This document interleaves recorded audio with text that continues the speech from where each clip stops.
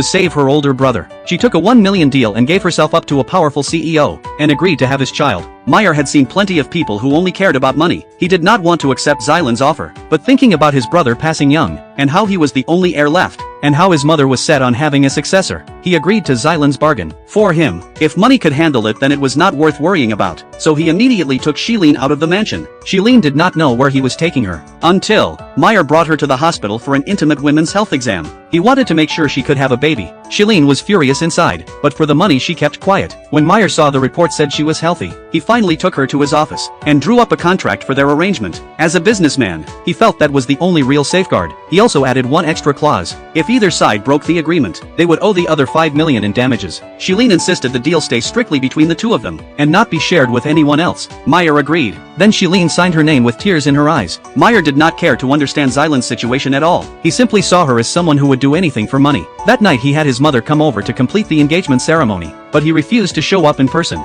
To him it was just business, and the father of Meyer's ex-wife, who was also Meyer's uncle, even agreed to Meyer taking a new wife, because Meyer's mother had promised him that once Shilin gave birth to an heir, his daughter would remarry Meyer. When the sister-in-law heard Shilin agreed to marry, she happily came back home, and her attitude toward the brother changed too. Even though Shilin said it was only an arrangement, she still believed Shilin was marrying into a rich family, and that meant they would live better from now on. Shilin did not want her brother to worry, so she lied and said she married Meyer because she liked him. Her brother respected her choice, and waited happily for Meyer's family to come over, to finish the engagement ceremony. But Meyer the groom did not appear. Instead he had his uncle put the ring on Zylan's finger. Her brother was upset, so protective of his sister. He called Meyer right away, and said he would not agree to a marriage like this. What kind of engagement happens without the groom? Meyer did not take it seriously. He assumed it was just a move, to ask him for more money. Nothing but a tactic. Shilin felt Meyer had crossed the line, but she did not know how to explain it to her brother. The mother-in-law felt she had been played again, and left in anger. Meyer's sister-in-law quietly left the engagement ring behind,